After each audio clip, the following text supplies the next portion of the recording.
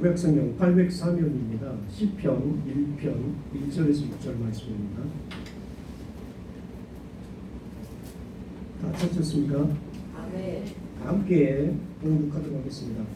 복 있는 사람은 악인들의 꾀를 따르지 아니하며 죄인들의 길에 서지 아니하며 오만한 자들의 자리에 앉지 아니하고 오직 여호와의 율법을 즐거워하여 그의 율법을 주야로 묵상하는도다.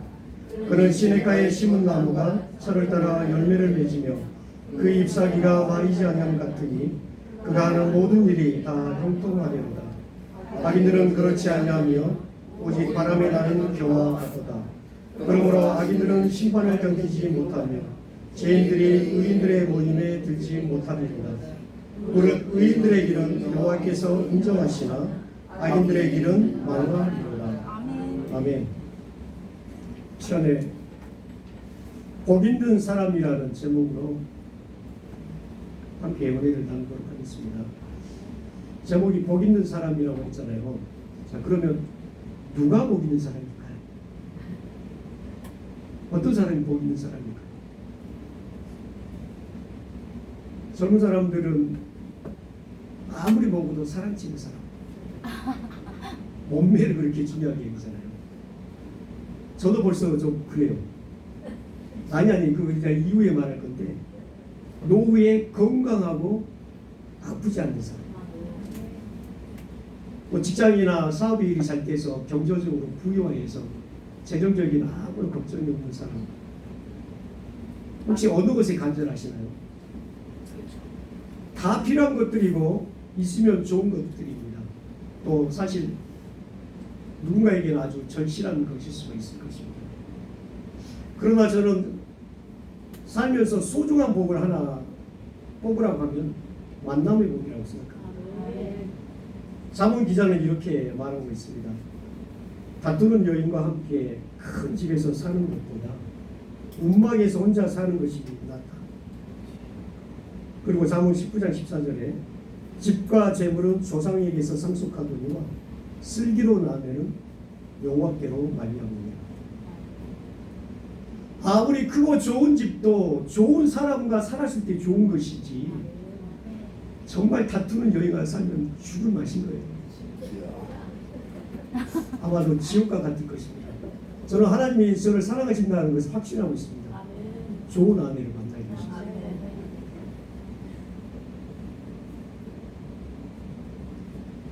집과 재산은 부모가 물려줄 수 있잖아요. 그런데 내가 아무리 물려주고 싶어도 좋은 아내를 물려줄 수가 없는 거예요. 또 내가 아무리 애를 쓰고 찾고 찾는다 할지라도 내가 좋은 사람을 찾는다는 것은 쉽지 않는 것이라는 것입니다. 하나님이 주셔야만 돼요.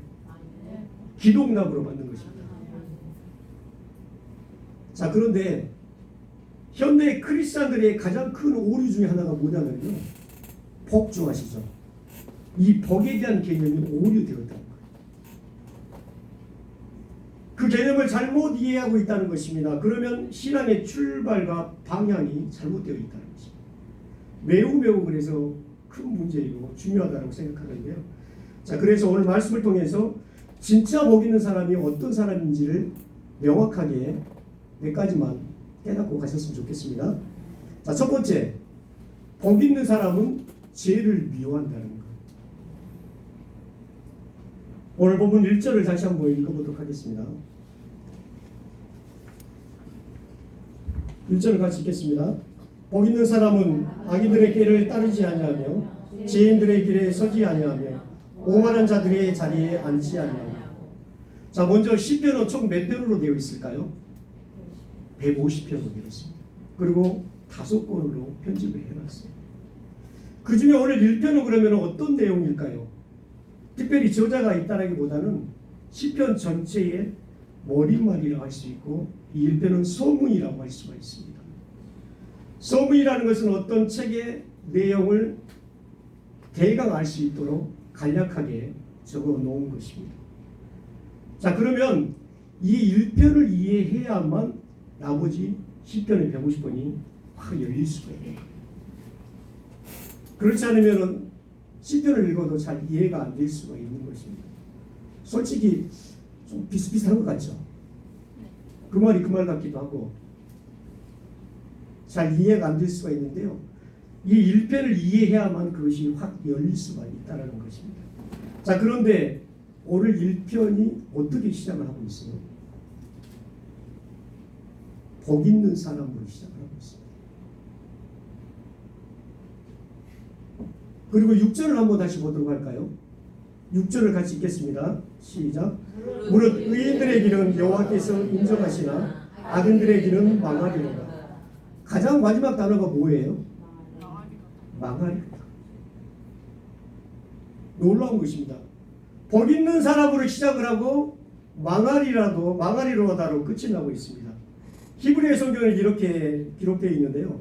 알시레, 토벳, 행복하여라, 망할 것이다. 복 있는 사람과 망하는 인생이 이 시편에 들어있다는 거예요. 보통 새해에 어떻게 인사를 하세요? 이제 송구영신 예배가 다가오는데 송구영신 예배 드리고 나서 어떻게 인사하십니까? 새해 복 많이 받으세요 이렇게 하죠. 그런데 이번 송구영신 예배 때 기억하시고 한번 이렇게 한번 해보시면 어떨까 싶어요. 새해 복되게 사세요. 한번 따라하겠습니다. 새해 복되게 사세요. 복되게 살아야 복을 받는 것이에요. 아멘. 한번 그렇게 인사 한번 해보시기 바랍니다.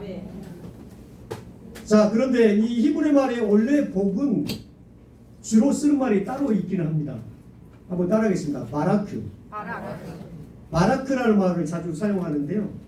이 바라크는 우리가 자주 사용하는 축복하다, 복 많이 받으세요 이런 의미라고 보시면 돼요. 그런데 이 아시레라는 단어는 의미가 아주 특별한 단어인데 우리말로 표현하면 이런 것입니다. 야, 너 참 좋겠다. 아버지가 기업 회장님이셔. 너무너무 부러운 거예요. 넌 정말 좋겠다 너. 얼마나 기쁘세요? 손자가 좀 만점을 맞았어. 400점 만점. 얼마나 기쁘세요? 와, 그것이 참 행복이네요.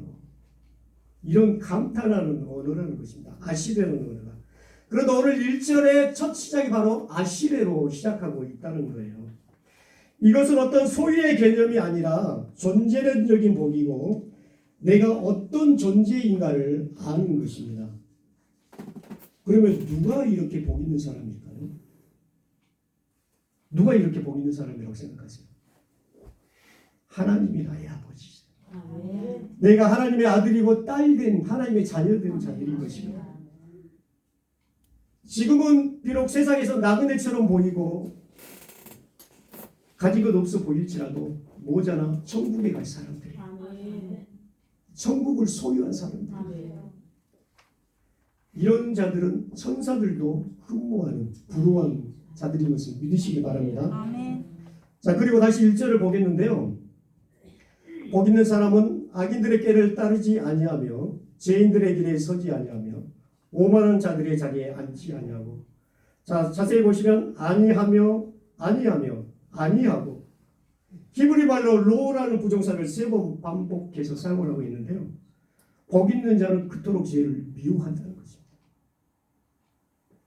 자, 그런데 세상에서 아주 유명인들, 뭐 대통령 예를 들어서 자녀들이나 대기업 회장님의 자녀들이나 우리 또 교회 중에서도 대형 교회들이 있지 않습니까? 아주 큰 대형 교회 자녀들이 간혹 잘못된 경우들이 있어요. 갑질을 한다든지 아니면 마약을 한다든지 심지어 뭐 자살을 한다든지 그런 경우들이 있는데 그들은 복 있는 것처럼 보이지만 복되게 사는 방법을 배우지 못한 것입니다. 반대로 이렇게 태어난 자녀들이 바르게 의롭게 살면 어떤 모습일까요? 바르게 사는 모습을 보여주면 많은 사람들이 아마 감동을 받게 될 것입니다. 요즘에 어떤 대기업의 자녀들이 자주 이렇게 기사에 나오는 것들을 제가 보고 있는데요. 외국의 시민권을 가질 수 있는데 포기하면서까지 군대에 입대를 하더라고요. 또 어떤 딸은 자기가 어렸을 때부터 꿈이었대요. 가수가 되는 거지. 그래서 자기 인생을 가수로 이렇게 데뷔를 해서 하는데 대기업의 손녀예요, 손녀. 너무너무 건강하게 보이는 거예요, 제가 보기에. 너무 멋져서 제가 계속 요즘에 빠져 있습니다. 또 어떤 아들은 올해 수능이 불수능이라고 하더라고요. 그런데 그 수능에서 한 문제만 틀렸대요. 대부분 있는 사람들이 외국에서 학교 보내려고 하죠, 대학교도. 그런데 굳이 우리나라에 수능을 봐서 한 문제 틀렸다고 하니까 저와 관계도 없는데 너무 대단한 것처럼 느껴지는 것입니다. 이런 모습을 보고 많은 사람들이 질투하기보다는 정말 참 복되다 하는 것입니다. 자, 이렇게 복 있는 사람은 첫째, 악인들의 꾀를 따르지 않는다는 것입니다. 악인들의 꾀가 뭘까요, 그러면? 어떻게 하면 군대를 안 갈까? 어떻게 하면 내 아버지가 기업회장인데 특혜를 누릴 수 있을까? 이런 꾀를 누리는 거죠. 본질적으로 악인들의 꾀는 하나님께 묻지 않는 모든 태도를 말하는 것입니다. 자기 생각대로, 내 뜻대로, 내가 주인 되어 있는 거예요. 이게 선악과를 따먹은 인류의 악인 거예요. 내가 옳고 그름을 판단하는 거예요. 내가 선악을 분별하는 거죠. 그러면 어떻게 해야지 옳은 삶을 살까요? 내가 판단하지 않고 하나님의 말씀을 따르는 것입니다. 할렐루야. 악인의 꾀를 따르지 않는 것이 복되게 복 있는 사람의 특징이라는 것입니다. 둘째는 죄인들의 길에 서지 아니하며라고 했는데 여기에서 악인이나 죄인은 같은 동의어라고 할 수 있습니다. 그런데 그 죄를 짓는 사람은 점진적으로 죄를 짓게 되어 있다는 거예요. 처음에는 누군가를 따라가는 거예요. 못 이긴 척. 그런데 시간이 지나면서 보니까 내가 이제 그 길에 서 있는 것입니다. 과거에 이제 미국에 가는 사람들의 특징이 있었다고 합니다. 대부분이 맨 처음 공항에 마중 나온 사람들을 따라서 일을 배우기도 하고 직업을 가졌다는 거예요. 그 사람을 따라서 세탁소를 하기도 하고 내게 마중 나온 사람을 따라서 마트에서 일을 하기도 하고 식당에서 서빙을 하기도 한다는 것입니다. 이렇게 죄인들도 처음에는 누군가의 유혹을 따르지만 이제는 내가 그 길에 서 있는 거예요. 그리고 나중에는 어떻게 될까요? 눌러 앉아 있는 거예요. 오만한 자들의 자리에 눌러 앉게 된다는 것입니다. 여기에서 앉다라는 것은 그 사람의 삶을 얘기하는 거예요. 갑자기 단번에 그럴 수 있어요? 앉아 있는 게 오랜 시간을 죄를 짓고 있으면서도 깨닫지 못하는 것입니다. 이게 문제예요. 교회 안에서도 그렇고 내 생활도 그렇고 오랜 생활 반복되어 있는데 내가 악을 해하고 있는지를 깨닫지 못하는 거예요. 그리고 오만해요. 교만해요. 다 자기 말이 옳다고 해요. 그러나 복되게 살려면 기억하시기 바랍니다. 첫 번째, 그런 죄를 미워한다는 것입니다. 왜요? 왜 우리는 죄를, 이거는 과거의 죄를 요즘처럼 막 뒤집어 내는 것을 말하는 것이 아니에요. 그것은 완전히 우리 기독교 안에서 다른 거예요. 속죄를 모르는 것입니다. 남의 죄에 대해서 어렸을 때 연예인의 어린 시절에 그 악랄했던 걸 끄집어내서 그것을 까발리고 온 세상에 매장시키는 것, 그것은 예수님의 십자가를 안다라고 할 수가 없어요. 내가 십자가의 대속의 은혜를 안다라면 결코 그렇지 않습니다. 나 때문에 하나님의 아들이 십자가를 지시고 죽으셨다는 걸 아는데 내가 다른 사람을 그렇게 매장시킬 수 없어요. 내가 또 죄 가운데서 과거처럼 넘어질 수가 없는 거예요. 반드시 죄를 미워할 수밖에 없다는 것입니다. 그것을 믿으시면 아멘 하겠습니다. 전도서 5장 1절에 말씀을 듣는 것이 우매한 자들의 재물 드리는 것보다 낫다. 왜냐하면 그들은 악을 행하면서도 깨닫지 못한다. 교회 안에서도 우리 기도의 모습이 사실은 샤머니즘적이고 기복적인 것이 많이 있다고 보여요. 하나님의 말씀을 깨달아야 됩니다. 내 안에 무엇이 악인지를, 그리고 내가 이 죄를 미워하고 멀리 해야 된다는 것을 모른다라면 굉장히 우리의 신앙이 기복적인 거예요. 우리는 과거에 내가 아주 자주 넘어졌던, 저도 마찬가지입니다. 약점이 있어요. 또 실패하고 돌아왔잖아요. 누구나 약점들이 있어요. 그래서 중보해 주셔야 돼요.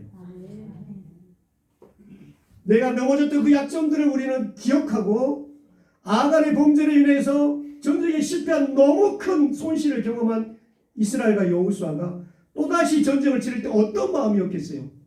다시는 내가 넘어져서는 안 된다. 그런 각오로 우리는 사는 것입니다. 경계해야 됩니다. 그리고 악을 행하면서도 깨닫지 못하는 것은 너무너무 불행한 일이에요. 이 시간에 그 죄를 미워하고 멀리하는 은혜가 우리 새소망교회 성도님들에게 있으시기를 예수님의 이름으로 축복합니다. 자, 두 번째로 복 있는 사람은 어떤 사람이 복 있는 사람일까요? 말씀이 들리십니다. 오늘 2절을 다시 보겠습니다. 같이 읽습니다. 오직 여호와의 율법을 즐거워하여 그의 율법을 주야로 묵상하는도다. 자, 첫째, 복 있는 사람은 죄를 미워한다라고 했습니다. 한번 기억하시면 좋을 것 같아요. 우리의 신앙이 기복적인 신앙이 안 돼요. 먼저 그러면 내가 악을 행하고 있는데 그게 생각나고 깨달아져요. 그걸 미워하셔야 돼요. 두 번째로 복 있는 사람은 율법을 주야로 묵상한다는 것입니다. 적극적으로 하나님의 말씀을 즐거워한다는 것입니다. 저는 과거에 성경을 읽을 때 자주 이런 생각을 한 적이 있었어요. 야, 이거 내 안에 어떤 장치가 되어 있는 것 같아요. 하루라도 성경을 읽지 않으면 견딜 수 없는, 그 하루를 살아낼 수가 없는, 이상해져 버릴 것 같은 그런 장치가 되어 있는 것 같다는 생각이 제가 자주 했습니다. 사실은 저도 잘 깨닫지 못해요. 말씀을 읽을수록 다 알면 뭐 그런 사람 있겠어요? 사실은 뭐 무슨 말인지 잘 이해가 안 되는데도 꼭 매어 있는 거예요. 습관적으로 있는 거예요. 사실은 솔직히 저도 잘 이해하지 못합니다. 말씀에 대해 말씀을 깨닫는 것이 너무너무 귀한 거예요. 그래서 몇 마디 말씀을 깨닫고 그것을 내 인생의 철학으로 살아간다라면은 굉장히 귀한 것입니다. 그런데 어느 순간부터 변화가 좀 있어요. 제가 30대, 40대 때는 정말 깨닫지 못했었어요. 그렇게 깨달아지지 않던 말씀이 조금씩 마음으로 이해가 되더니 들리기 시작하는 거예요. 그러면 그 기쁨은 정말 아무도 안 볼 때 엄청나게 춤을 추고 난리를 합니다. 너무너무 기뻐요. 그 말씀이 열어주실 때 말로 표현할 수 없는 기쁨을 우리가 얻게 된다는 것입니다. 예를 들어서 이런 거예요. 한번 마태복음 6장 33절을 같이 읽겠습니다.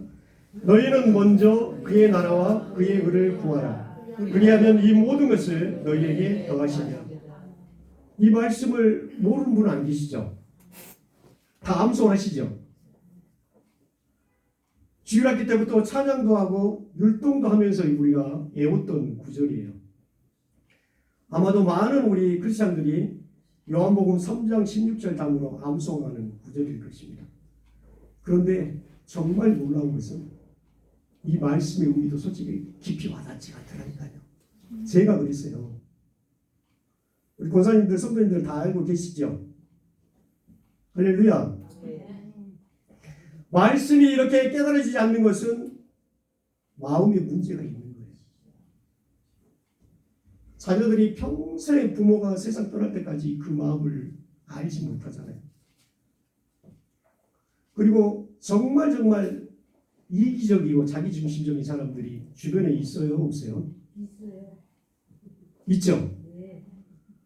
아무리 이야기를 해보려고 해도 공감하지 못하는 사람들, 남을 배려하지 못하는 사람들, 그 사람들이 이와 비슷하다할 수가 있습니다. 하나님의 나라를 얻었어요. 천국이 내 안에 이루어졌어요.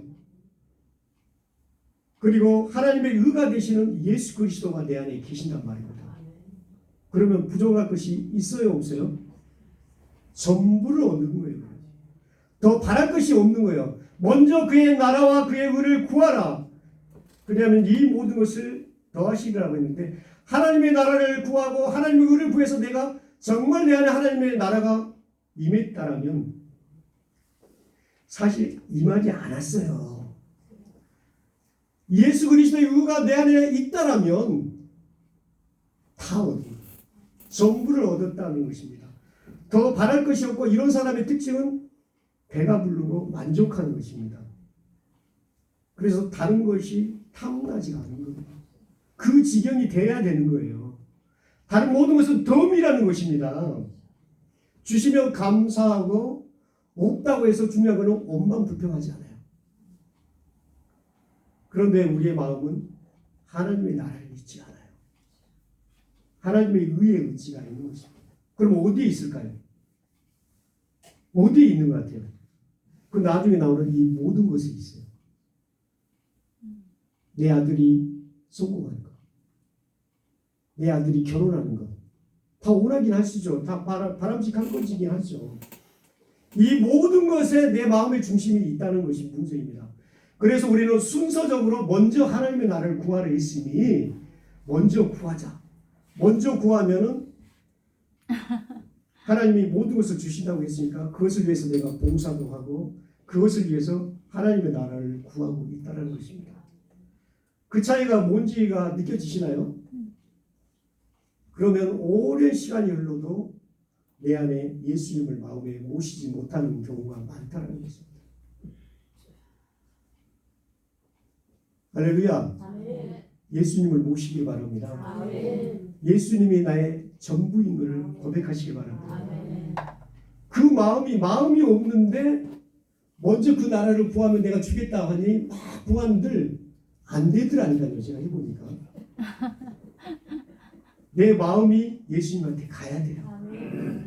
그러면은 모든 것이 다 이루어질 줄 믿으시기 바랍니다. 자, 그러다가 영적으로 철이 들고 나서야 이 말씀이 이해가 되고 들려지더라는 거예요. 나도 모르게 마음의 변화가 일어나더라는 것입니다. 그러면 아침에 눈을 뜨자마자 이제는 구하는 것이 달라지는 거예요. 누구를 뭘 구할까요? 하나님, 겁에 질린 어린아이 같은 약한 종을 도와주세요. 예수님 도와주세요.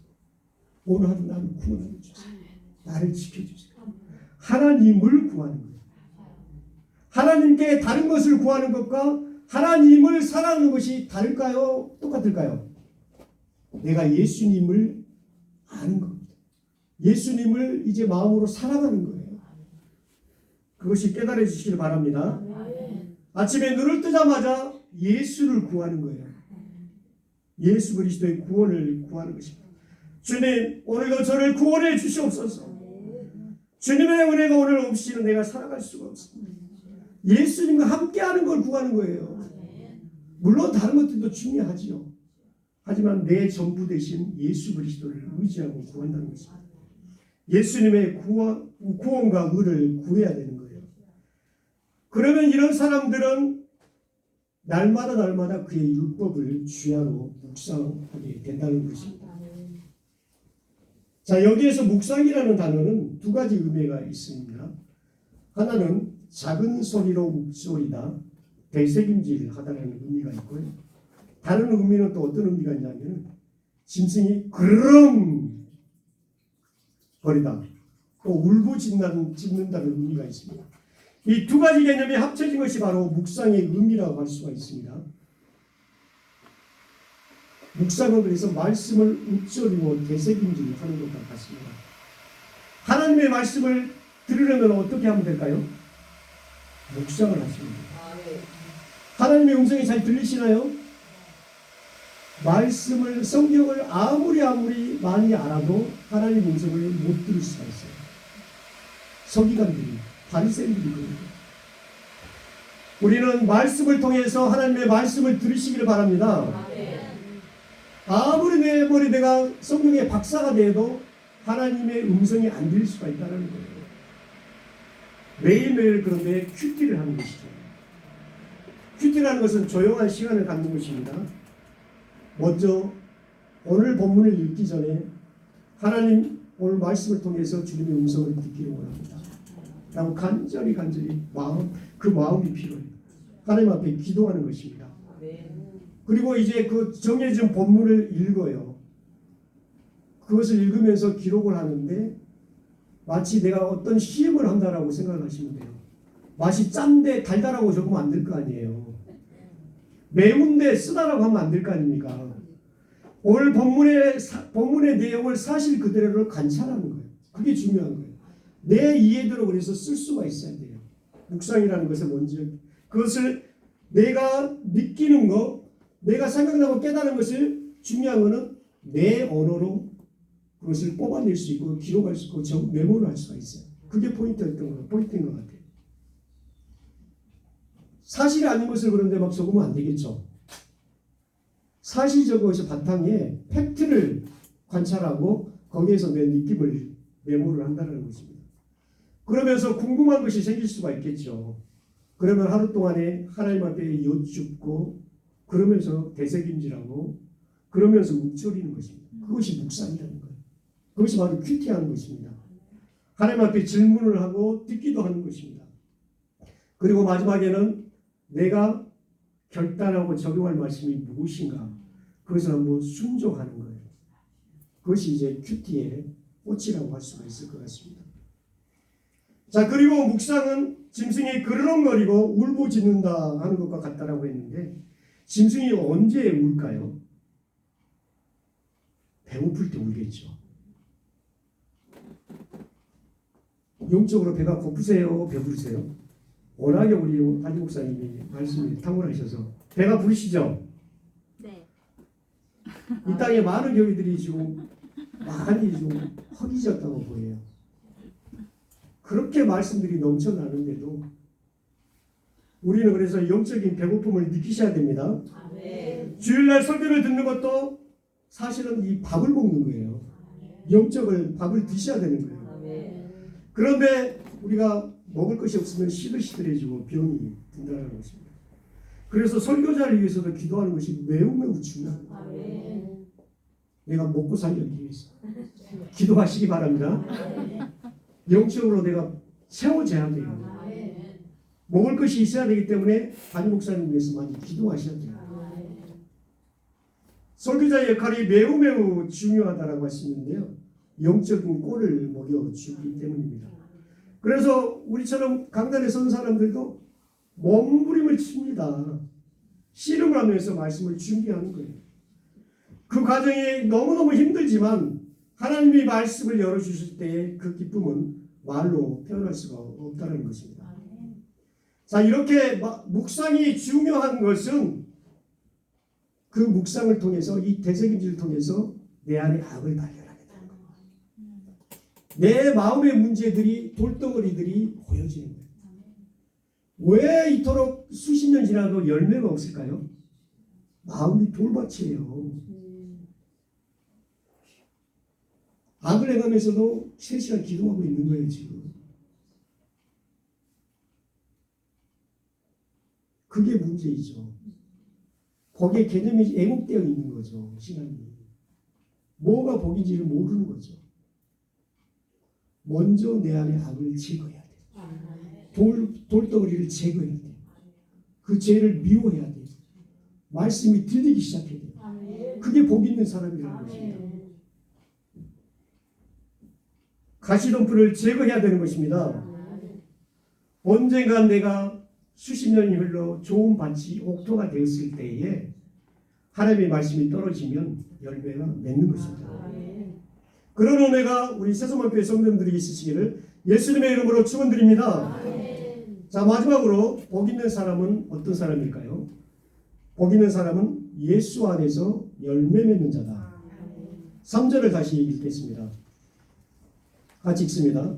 그는 시냇가에 심은 나무가 철을 따라 열매를 맺으며 그 잎사귀가 마르지 아니함 같으니 그가 하는 모든 일이 다 형통하리로다. 자, 여기서 시냇가에 심은 나무라고 했어요. 팔레스타인에 그런데 이 시냇가에 심은 나무는 자연적으로 흐르는 강물이라고 할 수는 없어요. 왜냐하면 워낙에 물이 없는 지역이기 때문입니다. 사람이 만들어 놓은 수로를 의미하는 것인데요. 이 수로를 만들어서 물을 끌어들이는 것입니다. 그래서 그 시냇가는 사시사철 마르지 않고 비가 오지 않아도 물이 흐르는 그런 시냇가라고 우리가 그림을 연상하시면 될 것입니다. 그리고 이 시냇가에 심은 나무라고 했는데 원문에 가까운 번역은 심기운 나무입니다. 자생적인 나무가 아니라는 거죠. 특정한 목적을 가지고 옮겨지고 심겨졌다는 것입니다. 그 나무가 누구일 것 같아요? 예수 믿는 나무입니다. 예수 믿는 성도님들이십니다. 구원받은 성도님들이세요. 사실 우리 일부 때도 말씀을 드렸지만 우리는 하나님 나라의 백성이 아니었잖아요. 이스라엘 밖의 나라의 사람들이었잖아요. 우리에게는 구원이 없었어요. 아무런 소망도 없이 죽어가던 그런 나무였던 것입니다. 소망이 없는 그런 사람들이었어요. 그런데 하나님의 은혜로 우리가 사망의 나라에서 뽑혀져 옮겨졌다는 것입니다. 그리고 심겨진 것입니다. 바울의 표현대로 하면 로마서 11장 17절에 돌 감람나무 가지인 내가 꺾여서 참 감람나무 나무에 접붙임을 받은 거예요. 그 은혜를 믿으시길 바랍니다. 그러면 그 나무는 모든 일이 다 형통하게 된다는 것입니다. 자, 그런데 여기서 형통을 우리가 잘못 이해하시면 안 돼요.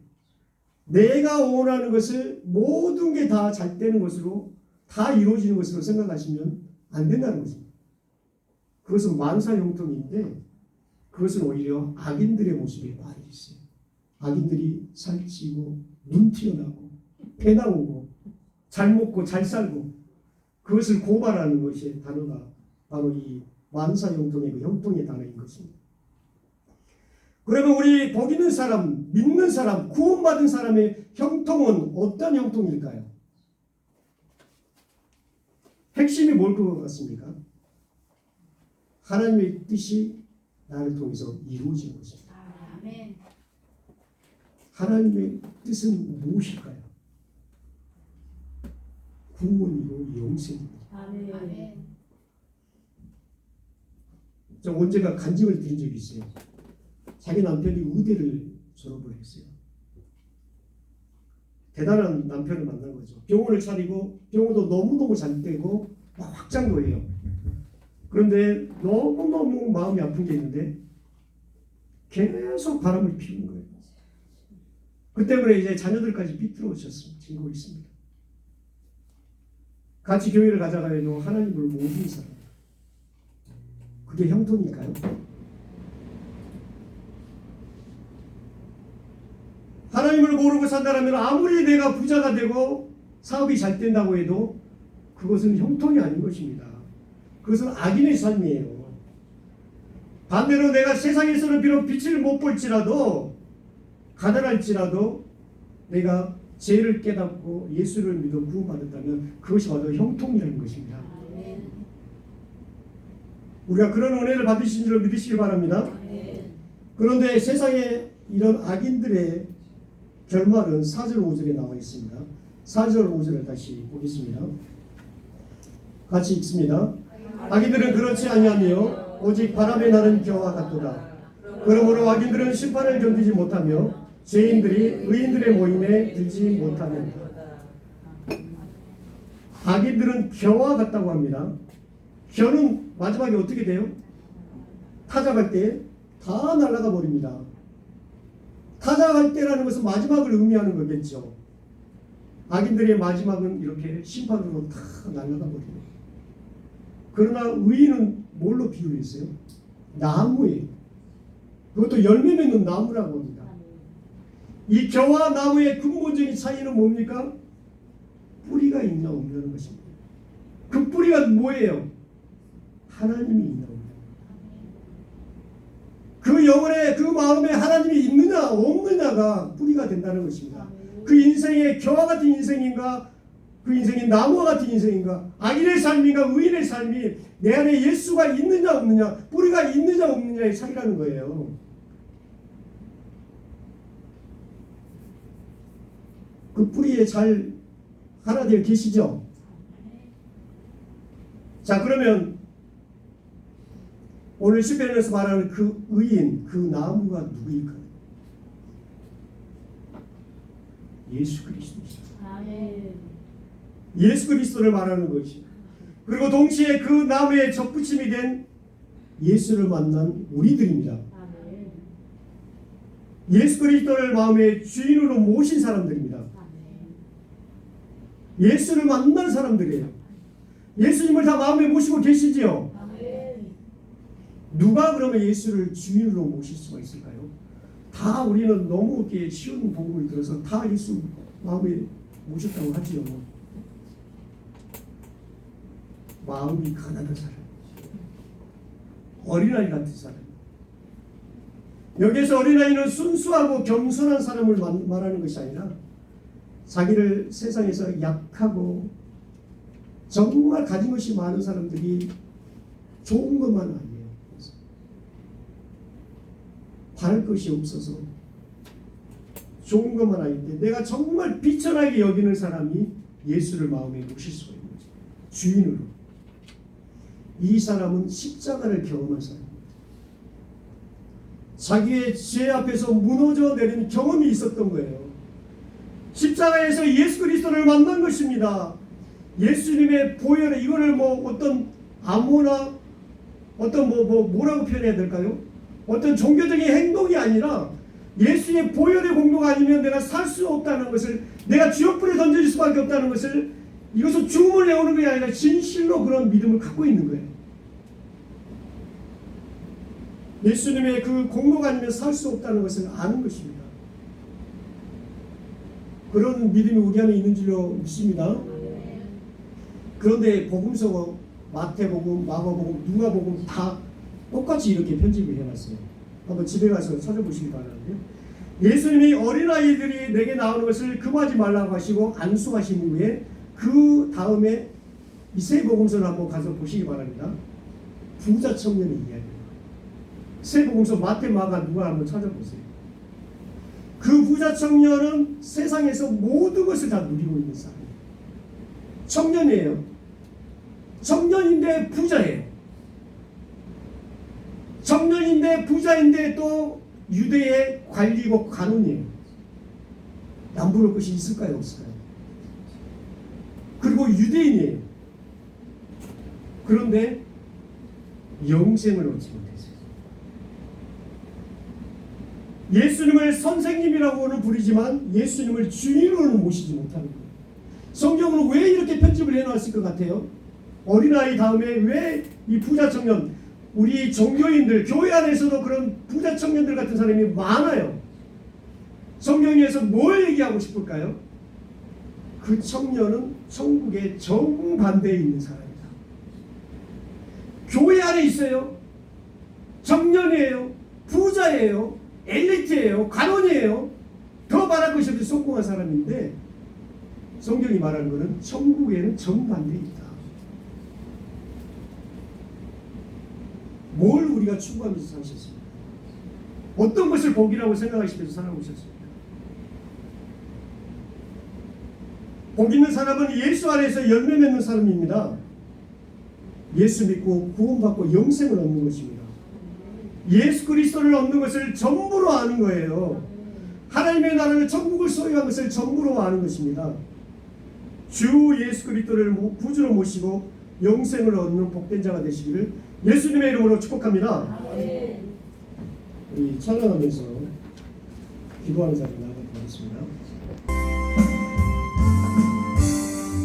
힘들고 지쳐 당황하고 넘어져 일어날 저녁 없을 때에 저녁이 다가와 손잡아주시며 나에게 말씀하시네. 나에게 실망하며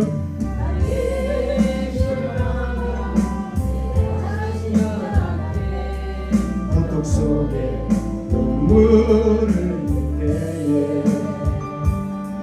모자른 내 손에 눈을 닦아주시며 나에게 말씀하시네.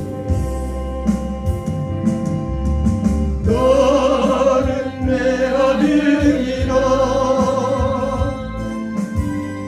오늘날 내가 너를 낳도다. 너는 내 아들이라 나의 사랑하는 내 아들이라 언제나 변함없이 너는 내 아들이라 나의 십자가 고통 햇산의 그 고통